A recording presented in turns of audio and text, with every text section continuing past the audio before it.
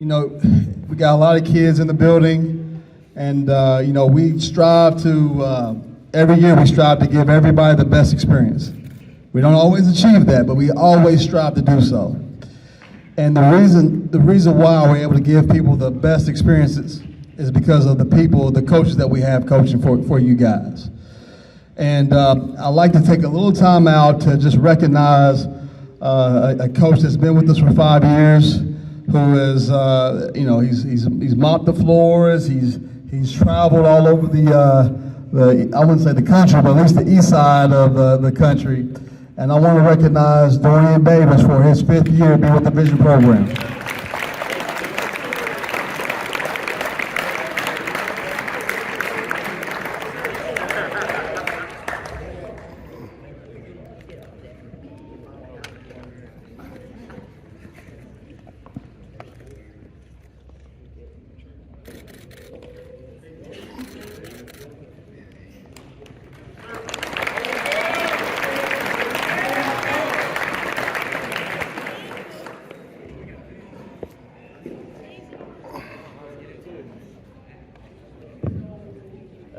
As some of you guys know, this is our 10th season as a program. So we got a quick video. It's going to be about 2 minutes and 45 seconds, and then we're going to get into our Hall of Fame. So as you watch this video, you may see some of your coaches. So 6th grade Vision Elite 2029, you may want to look and see if you find your coach. L4G, you may want to look and find your coach. Lady Vision 26, you may want to look and find your coach. So those, be ready to spot those out. Silence for Jacoby Pittman and Tiara Cecil.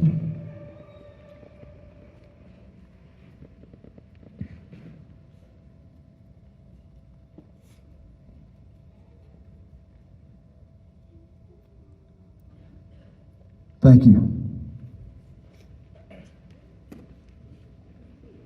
Presentation is, as you've heard, this is our 10th season being a program. And I can remember we actually started back in our first season was like 2013. We had a group of guys that we just got together and started with my nephew, and we just got them together, and we built it from there. And after that, we was like, let's do it. If we're going to do this, let's do it right. And we had our first tryout. And we had 30 kids. I was coaching at Berea High School at the time, and we had 30 kids come out. We didn't know who was going to come out. We posted it out there, and all of a sudden there was this little guard that was very, very shifty. He shot the ball very well. He's throwing the ball behind his back, and we was like, who is that? You know, this is our first year.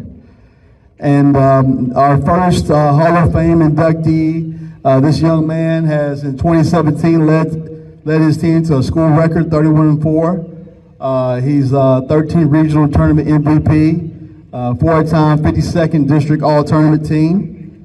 He is, and I can read this on and on and on, but he played with us. And I can remember this, and Cam probably remember this as well. When he started playing with us, we started playing some top tier levels. And Cam came to me, hey, Coach, how can I get better? How can I get better? How can I get more playing time? Which he already got some good time, but how can I get better? I don't think he said playing time. I said, how can it get better? And you know, some kids mope and cry and blame the coach, but this kid, I said, hey, you gotta do a better job of guarding the ball against faster opponents. And we was in Louisville at the old gym. There's the old, I forgot what the old gym in Louisville was. It had 6 courts. I think it was hoops. And he took that, and he took every challenge to guard the fastest guy on the other team. And he took that in high school and ended up taking it to an NCAA Division I scholarship at Eastern Kentucky University. So I'm excited to say our first Vision Elite Athletic Hall of Famer is Cam Carmichael. Come on down. Come on down.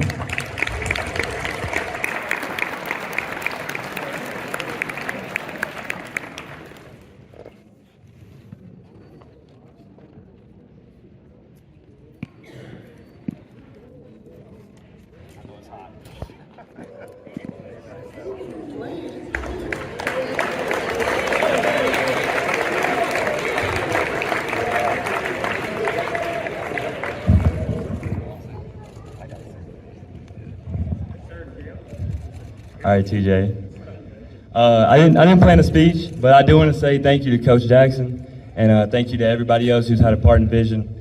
I mean, me and my mom, she's here with me. We were just talking about how much it's grown. You know, we looked in the door and there was all these teams playing, and now I see even more kids. So it's grown a lot, and that's just a tribute to them and the work that they put in. But I want to speak on something. Not just thank you for this award, but I just want to thank Coach Jackson for believing in me, because I mean, I'm from Harlan, Kentucky. I don't know if you guys know where that's at, but it's about 2.5 hours away from here, and it's in the mountains of eastern Kentucky, and not many people know about it. But when you're a sophomore and you're from there and somebody believes in you, it means a lot. So that went a long way and gave me the confidence I needed to eventually achieve my dreams. And I'm just thankful and I'm blessed, and I'm grateful he asked me to be here today. But thank you guys.